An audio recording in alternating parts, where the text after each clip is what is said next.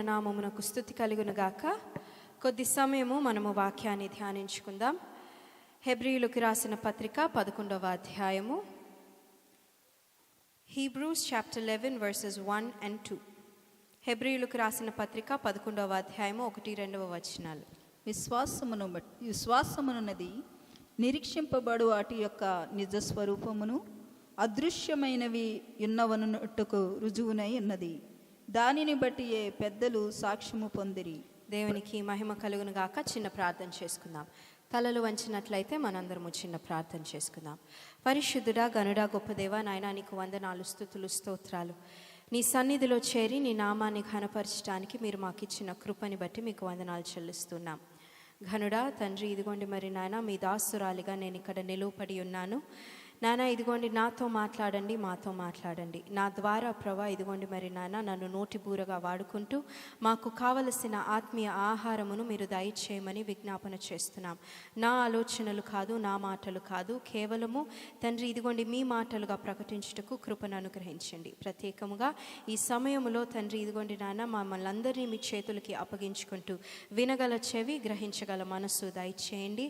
తండ్రి ఇదిగోండి మరి ప్రభా యెరూషలేమునకు క్షేమం అని ప్రకటిస్తూ మీ హస్తాలకి నన్ను నేను అప్పగించుకుంటూ యేసయ్య అతి పరిశుద్ధ నామంలో ప్రార్థించి వేడుకుంటున్నాము తండ్రి, ఆమెన్. విశ్వాసం అనున్నది నిరీక్షింపబడు వాటి యొక్క నిజ స్వరూపమును, అదృశ్యమైనవి ఉన్నవి అనుటకు రుజువునై ఉన్నది. ఈ వచనము మనం అనేక సార్లు చదివి ఉంటాం. విశ్వాసము గురించి మనం ఎన్నోసార్లు కూడా వాక్యము విని ఉంటాం. విశ్వాసము అన్నది చాలా వాడుకలో ఉన్న భాష మనందరికీ కూడా. చాలాసార్లు మనం అంటూ ఉంటాం, నాకు విశ్వాసం ఉంది, లేదా నేను విశ్వాసం కలిగి ఉన్నాను. మనందరినీ కూడా ఒక మాట అందరు ఏమంటారు, విశ్వాసులు అని అంటారు. అవునా? అది చాలా వాడుకలో ఉన్న మాటగా అది చేయబడింది. అయితే విశ్వాసం అనగానే ఎక్స్ప్లెయిన్ చేయండి అని అడిగినప్పుడు చాలాసార్లు మనం తడబడుతూ ఉంటాం. విశ్వాసం అంటే ఏంటి, లేదా దాన్ని ఎలాగ చెప్పాలి అన్నది చాలాసార్లు మనకి తెలియకుండా ఉంటుంది. ఇక్కడ చాలా క్లియర్గా హీబ్రూస్ చాప్టర్ 11లో ఏమని ఉంటుందంటే, విశ్వాసం అనున్నది ఏంటంటండి, నిరీక్షింపబడు వాటి యొక్క నిజ స్వరూపము. నిరీక్షింపబడటం అంటే ఏంటి? నిరీక్షణ అనంటే ఒకదానిని మనము హోప్ చేయటం, అది జరుగుతుంది లేదా ఇది జరిగితే బాగుండు అని మనం అనుకోవటం నిరీక్షణ కలిగి ఉండటం. ఒకదాని కొరకు మనము ఎదురు చూడటం. ఇంకొక మాటలో చెప్పాలంటే నిరీక్షణ అనంటే ఒకదాని కొరకు మనము ఎదురు చూడడం. అది ఏంటి అక్కడ? నిరీక్షింపబడు వాటి యొక్క నిజ స్వరూపము. ఇంగ్లీష్లో ఏమని ఉంటుంది? Faith is the substance of things hoped for, కదా. సబ్స్టెన్స్ అంటే ఏంటి అని అంటే దానిని ఒక గట్టిగా పట్టుకొని ఉండుట, ఓకేనా. అదృశ్యమైనవి ఉన్నవి అనుటకు రుజువై ఉన్నది. కనపడనివి, అదృశ్యం అనంటే కనపడవు కదా. దృశ్యమైనవి అనంటే మనము చూడగలిగినవి, తాకగలిగినవి.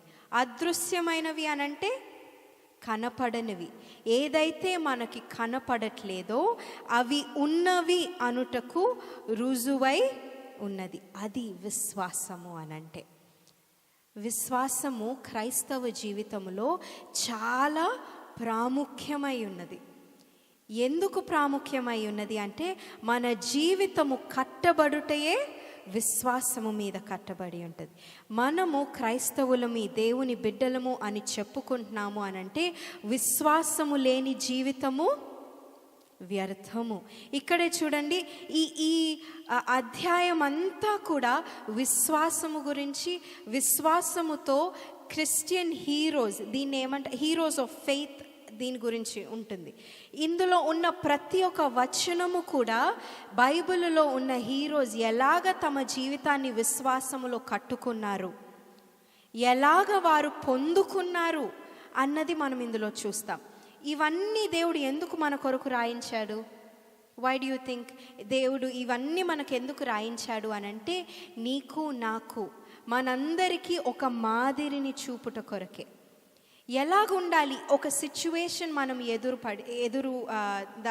దానిలో మనం ఉంటే ఎలాగ మన జీవితాల్ని మనం కట్టుకోవాలి, ఎలాగ దేవుని కొరకు నిలువబడాలి అది మనకి నచ్చినట్టు జరిగినా నచ్చనట్టు జరిగినా ఎలాగ మన జీవితాన్ని మనం కట్టుకోవాలి అన్నది మనము ఇక్కడ చూస్తాం. ఇక్కడ ఎక్కడి నుంచి మొదలైంది అంటే హేబేలు కయీను నుంచి మొదలైనట్టు మనం చూస్తాము. హేబేలు జీవితము, హేబేలు చంపబడినప్పుడు ఏది దేవునితో మాట్లాడిందండి? హేబేలు రక్తము దేవునికి మొరపెట్టింది. ఆయన విశ్వాసం ఎంత గొప్పది! దేవునితో ఆయన రక్తము పెట్టిందంట. అక్కడ మనం గమనించినట్లయితే అక్కడ నుంచి మనం చూసి దాని తర్వాత మనం ఎవరిని చూస్తాము? నోవా గురించి చూస్తాము, అబ్రహాము గురించి చూస్తాము. ఇవన్నీ ఒక్కొక్కటిగా మనం చూసినప్పుడు మన విశ్వాస జీవితము బలపరచబడాలి. ఇక్కడ గమనించండి 6వ వచనము, విశ్వాసము లేకుండా దేవునికి ఇష్టుడై ఉండుట ఏమనుందండి? అసాధ్యము. మన జీవితము విశ్వాసము మీద కట్టబడకపోతే దేవునికి అది ఇష్టమై ఉండుట చాలా అసాధ్యము. దేవుని యొద్దకు వచ్చువాడు ఏమని నమ్మాలంట? ఆయన ఉన్నాడనియు తన్ను వెదకు వారికి ఫలము దయచేయువాడని నమ్మవలెను కదా. ఈరోజు మన జీవితాలలో మనము నమ్ముతున్నామా? నా దేవుడు నాకు తోడుగా ఉన్నాడు, నా దేవుడు సమస్తమును జరిగించగలిగిన దేవుడు అని మనం నమ్మగలుగుతున్నామా? ఇదే అధ్యాయంలో 35వ వచనములో గమనించినట్లయితే, స్త్రీలు మృతులైన తమ వారిని పునరుద్ధానము వలన మరలా పొందిరి. కొందరైతే, ఇక్కడ నుంచి చాలా జాగ్రత్తగా గమనించండి, కొందరైతే మరి శ్రేష్టమైన పునరుద్ధానము పొందగోరి విడుదల నొల్లక యాతన పెట్టబడిరి. కొంతమంది పొందుకున్నారు జవాబుల్ని, కొంతమంది పొందుకోలేదు. పొందుకున్నప్పుడు విశ్వాసము వలన జవాబుని నీవు నేను పొందుకున్నప్పుడు సంతోషము. మరి విశ్వాసము కలిగి ఉండి కూడా యాతన పెట్టబడటానికి ఇష్టపడుతున్నామా? అలాంటి స్థితిలో కూడా మనము విశ్వాసముని గట్టిగా పట్టుకొనగలిగిన స్థితిలో నీవు నేను ఉన్నామా? అలాగ లేనట్లయితే ఒకసారి మనము ఆత్మ పరీక్ష చేసుకోవటం చాలా ప్రాముఖ్యం, అవసరమై ఉన్నది. అబ్రహాము పిలువబడినప్పుడు తనకేమీ తెలియదు, అయినప్పటికీ విశ్వాసముతో తన తండ్రి దేశమును వదిలిపెట్టి దేవుడు నన్ను పిలుస్తున్నాడు అని ముందుకు వెళ్ళాడు. నోవహు వర్షం అంటే ఏంటో తెలియదు, అయినప్పటికీ విశ్వాసంతో నమ్మలేదా? ఎంతమంది ప్రతి ఒక్కరూ కూడా తనని ఎగతాళి చేశారు, మాక్ చేశారు, ఎన్నో మాటలు అన్నారు, హేళన చేశారు, నవ్వారు. అయినప్పటికీ తను విడిచిపెట్టలేదు. విశ్వాసముతో దేవుడు చెప్పిన కార్యమును తను చేశాడు. అందుకే మొత్తము నాశనము చేయబడిన తను మాత్రం రక్షింపబడ్డాడు. అలాంటి విశ్వాసం మనకుందా? దేనికి మనం భయపడుతున్నాం ఈరోజు? దేవునికి భయపడుతున్నామా?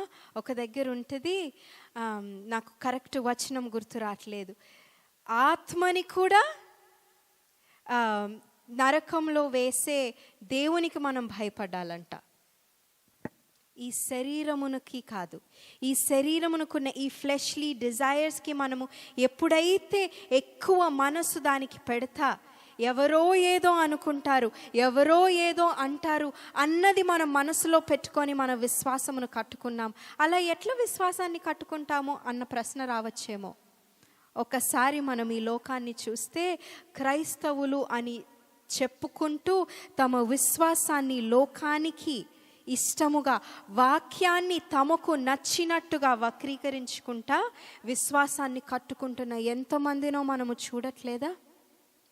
ఎంతమందినో అలాంటి వారిని చూచి, అలాంటి వారిని బట్టి లోకములో దేవుని నామము అవమానపరచబడుతుంది.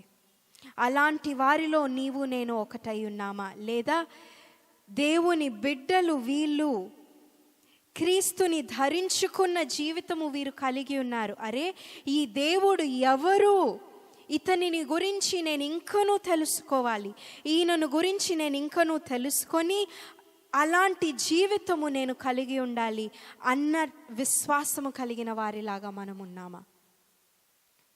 అన్నీ పోగొట్టుకున్నాడు యోబు, అయినప్పటికీ తన విశ్వాసాన్ని తను విడిచిపెట్టాడా? లేదే. భార్య అది చూడలేక దేవుణ్ణి శపించి నువ్వు మరణించు అన్నప్పటికీ అలాగా కాకుండా ఏం చేశాడు? తన విశ్వాసాన్ని గట్టిగా పట్టుకొని దేవుడు నాకు కార్యము చేస్తాడు, యెహోవా ఇచ్చెను, యెహోవా తీసుకొని పోయెను. మంచితనములోనే సమృద్ధిలోనే దేవునిని నేను నమ్మాలా? ఏమీ లేనప్పుడు నేను దేవుని నమ్మకూడదా అన్న విశ్వాసమును గట్టిగా పట్టుకొని జీవించిన యోబు వంటి జీవితము మనకి వస్తే మనం ఉండగలమా? మొన్న సండే స్కూల్లో నేను చెప్తా ఒక మాట అన్నాను. చైనా దేశంలో లేదా ఇప్పుడున్న ఈ ఈస్టర్న్ కంట్రీస్ అన్నిటిలో దేవునిని ప్రకటించుటకి కూడా ఆ ఫ్రీడమ్ లేదు.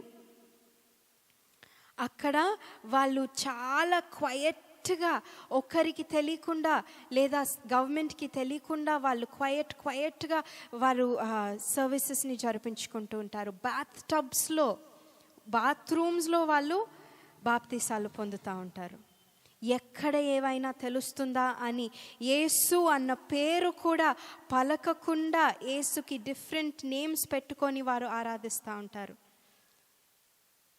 ఇవన్నీ ఎందుకు నాకు తెలుసు అనంటే మా తమ్ముడు అక్కడ సేవ చేశాడు, పరిచర్య చేశాడు కాబట్టి. అట్లాంటి జీవితము నీకు నాకు వస్తే మనం నిలబడతామా? అలాంటి వర్షిప్ చేయొద్దు, మీరు చేయొద్దు. ఛాయలు ఇప్పటికీ కనిపిస్తున్నాయి మన దేశంలో, మన రాష్ట్రాలలో మనం చూస్తూ ఉన్నాం. అయితే అది నిజముగా మన మీద ఫోర్స్ చేస్తే విశ్వాసాన్ని మనము గట్టిగా పట్టుకోగలమా? లేదు. నా దేవుడు, నా విశ్వాసము, నా కొరకు సిలువ మీద ఆయన ప్రాణము పెట్టాడు, అట్టి దేవుణ్ణి నేను విడిచిపెట్టను. అలాగ మనము ధైర్యముగా నిలబడగలమా? ఒకసారి ఆలోచిస్తే, నిజంగా ఆలోచిస్తే వెంటనే వెనక అడుగు వేసే వారిలో చాలామంది ఉంటామేమో, లేదా కొద్దిసేపు మనం ఓర్చుకోవటానికి ఇంకొద్దిసేపు అని చెప్పి ఉంటామేమో. అంతము వరకు, మరణము వరకు విశ్వాసముతో జీవించగల జీవితము మనకి ఉందా అని మనం ఆలోచిస్తే ఎన్నోసార్లు వెనకబడిపోతూ ఉంటాము. అంతెందుకండి, దినదిన జీవితంలో మనము జ్ఞాపకం చేసుకుంటే, మన దినదిన జీవితాన్ని మనం చూస్తే, ఏదన్నా మనకి నచ్చనిది జరిగితే ఎక్కడికి పోతుంది ఆ విశ్వాసం? ఇమ్మీడియట్గా ఏదో ఒక మాట, పలకరాని మాట, దేవునికి ఇష్టము లేని ఆలోచనలు అయినప్పటికీ కొన్నిసేపు తర్వాత మళ్ళీ దేవుని దగ్గరకు వస్తాం.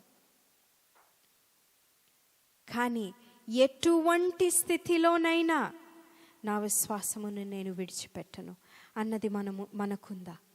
ఒకసారి మనం ఆలోచిస్తే మనము మన విశ్వాస జీవితంలో ఎక్కడున్నాము అని మనకి తెలుస్తుంది. ఎందుకంటే దేవుడు మనకి తెలియచేస్తాడు. మన స్నేహితుడిగా ఉండి మనతో మాట్లాడటానికి, ముఖాముఖిగా మాట్లాడటానికి సిద్ధముగా ఉన్న దేవుడు ప్రతిదీ మనకి తెలియచేసి, ఇదిగో ఇక్కడ, and this is where you are going wrong, I will correct you, I will sharpen you. అయితే దానికి కావాల్సింది ఏంటి? మనము దేవునికి సంపూర్ణముగా ఈల్డ్ చేసుకోవటం, సంపూర్ణంగా ఆయనకి మనము ఒబీడియంట్గా ఉండి, దేవా నేను నీకు అప్పగిస్తూ ఉన్నాను, నువ్వే నాకు నేర్పించు, నాకు విశ్వాసము కూడా నువ్వు నేర్పించు. విశ్వాసమైన జీవితము జీవించటము కూడా అది నీ శక్తి కాదు, నా శక్తి కాదు, దేవుడు ఇవ్వవలసినదే. That is something we get from God as a gift. ఆ గిఫ్ట్ మనం పొందాలి అనంటే సాష్టాంగ పడటం, మోకాళ్ళ అనుభవము, కన్నీటితో దేవుని దగ్గర మనము మొర్రపెట్టటము మనకి కావాలి. ఇంటర్సీడింగ్ మనకి కావాలి. యాతన పెట్టబడినప్పుడు కూడా, ఎన్నో అవమానాలు పొందినప్పటికీ కూడా, దేవా నిన్ను నేను విడిచిపెట్టను. ఈ అంత్య దినాలలో మనం ఉన్నాము. ఈ అంత్య దినాలలో మనం ఉన్నప్పుడు ఇంకా ఎన్నో వస్తాయి. ఇంకా ఎన్నో అనుభవాలు నీవు నేను ఫేస్ చేయాల్సి వస్తుంది. ఇప్పుడు ఫేస్ చేసేవి ఏవీ లేవు. నీ కుటుంబంలో అవమానపరచబడతావేమో, లేదా నీ వర్క్ ప్లేస్లో నువ్వు అవమానపరచబడతావేమో, ఎగతాళి చేయబడతావేమో, సొసైటీలో నీ నా విశ్వాసమును బట్టి, నీ నా నమ్మకాన్ని బట్టి, దేవునితో నీకు నాకు ఉన్న రిలేషన్షిప్ బట్టి ఎన్నో అవమానాలు పొందినప్పటికీ ఎగతాళి చేయబడతామేమో. ఆ టైంలో ధైర్యముగా నిలబడి, నా దేవుడు నిజమైన దేవుడు, సృష్టికర్త, ఈ లోకాన్నంతటినీ కేవలము మాట చేత సృజించిన దేవుడు, ఈ లోకాన్ని ఏలుతున్న, he is the king of everything. He is the king of the universe. ఆయన తిరిగి రాబోతున్నాడు. నన్ను తిరిగి ఆయన దగ్గరకు చేర్చుకోవటానికి సిద్ధముగా ఉన్నాడు. అట్టి రాజు నా దేవుడు. I worship such a magnificent God అని మనము ధైర్యముగా చెప్పగలమా? అవును, కొన్నిసార్లు పందుల ముందు ముత్యాలు వేయటము అనవసరము. కానీ మన విశ్వాసాన్ని మనం తక్కువ చేసుకోకూడదు. 24వ వచనం, మోషే పెద్దవాడైనప్పుడు విశ్వాసాన్ని బట్టి ఐగుప్తు ధనము కంటే క్రీస్తు విషయమైన నింద గొప్ప భాగ్యమని ఎంచుకొని. క్రీస్తు విషయమైన నింద ఎలా ఎంచుకున్నాడంటండి? గొప్ప భాగ్యము. దేవుని కొరకు నిందపడటము గొప్ప భాగ్యము. కానీ ఈరోజు క్రైస్తవుల జీవితాలు మనం ఎలాగున్నాయి? ఆశీర్వాదాలు పొందితేనే నేను దేవుని సన్నిధికి వెళ్తాను. నా జీవితంలో సంతోషము, సమాధానము, నెమ్మది ఉంటేనే నేను దేవుని సన్నిధికి వస్తాను. నాకు కష్టం వచ్చిందా? నాకు దేవుడు వద్దు. నాకు కన్నీరు వచ్చిందా? నాకు దేవుడు వద్దు. నా కుటుంబంలో అలజడి ఉందా? నాకు దేవుడు వద్దు. ఎందుకు? దేవుడు నన్ను నిజంగా ప్రేమిస్తే నాకు ఇవన్నీ వస్తాయా? దేవుడు నన్ను నిజంగా ప్రేమిస్తే ఇవన్నీ నాకు కలుగ చేస్తాడా? అదా నీ విశ్వాసం? అదా నా విశ్వాసం? ఎటువంటి స్థితిలోనైనా సరే, through it all I will stand firm because my God is faithful. My God is everlasting God. నీ కొరకు నా కొరకు ఎదురు చూస్తాడు దేవుడు. Long suffering God. కానీ మనము అలాగున్నామా? అలాగ లేనట్లయితే మనం ఒకసారి మనల్ని మనము జ్ఞాపకం చేసుకోవాలి. ఈ కొద్ది వచనాలు చదివి నేను ముగిస్తాను. వారు విశ్వాసము ద్వారా రాజ్యములను జయించిరి, నీతి కార్యములను జరిగించిరి, వాగ్దానములను పొందిరి, సింహముల నోళ్లను మూసిరి, అగ్ని బలమును చల్లార్చిరి, ఖడ్గదారను తప్పించుకొనిరి, బలహీనులుగా ఉండి బలపరచబడిరి, యుద్ధములో పరాక్రమశాలులైరి, అన్యుల సేనలను పారదోలిరి. ఇవన్నీ కూడా పొందారు. నీకు నాకు విశ్వాసం ఉంటే ఎన్నో విషయాలను మనము జయించగలము. మనము మన నోటి ద్వారా అనేక విశ్వాసమును పలికితే ఎన్నో విషయాలని మనము జయించగలము. ఎన్నో రాజ్యాలని మనము జయించగలము. ఏ విషయాన్నన్నా మనం చేయగలము. అయితే నెక్స్ట్ గమనించండి. కొందరైతే మరి శ్రేష్టమైన పునరుద్ధానము పొందగోరి విడుదల పొందనొల్లక యాతన పెట్టబడిరి.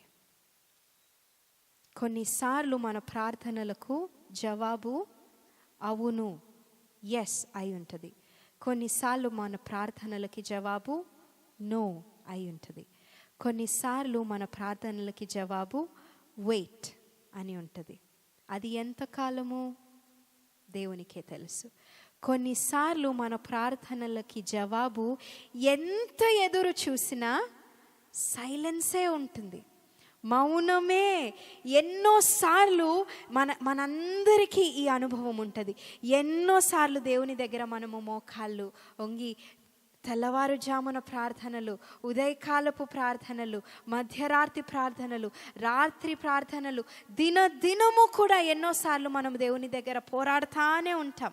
ఎప్పుడంటే ఎప్పుడు కన్నీరు పెట్టి గోజాడి చేతులు చాచి ఎన్నోసార్లు దేవా దేవా దేవా దేవా అని ఎన్నోసార్లు దేవుణ్ణి మనం అడుగుతూ ఉంటాం. ఎందుకు మనకి ఆన్సర్ రాదో తెలీదు. ఎందుకు మనము ఎదురు చూస్తూ ఉన్నామో ఇంకా ఆన్సర్ రాకపోయినా మనకి తెలీదు. దేవుడు మనల్ని ఏం చేస్తూ ఉంటాడంట? నలుపుతూ ఉంటాడంట. ఆ నలుగుడులో నుంచి వచ్చే సువాసన దేవునికి ఇష్టమై ఉంటుంది. నలగగొట్టబడిన దేవుడు సిలువ మీద నలగగొట్టబడలేదా నీ కోసం నా కోసం? అది తండ్రికి ఇష్టమైన సాక్రిఫైస్గా ఉండింది. మరి ఈరోజు నలుగ కొట్టబడటానికి ఇష్టముగా ఉన్నామా? నలుగ కొట్టబడినప్పుడు, యోబు నలుగ కొట్టబడినప్పటికీ ఆయన ఏమన్నాడు? దేవుని చిత్తమే కలుగుగాక. మరి యాతన పెట్టబడినప్పుడు, నలుగ కొట్టబడినప్పుడు దానిలో నుంచి దేవా ఆ వచ్చే సువాసన నీకు ఇష్టమై ఉండులాగున సహాయము దయచే. ఎంతటి దీన స్థితిలో నేను ఉన్నప్పటికీ నేను నిన్ను మరచిపోకుండా సహాయం దయచే. నువ్వు నన్ను సిలువ మీద మర్చిపోలేదు. You did not forget me. He thought of you when he was on the cross. Do you think of him when you are being pressed and pruned and sharpened? Do you think of him or do you think of me? నేను ఎందుకు ఇలా నలగొట్టబడాలి?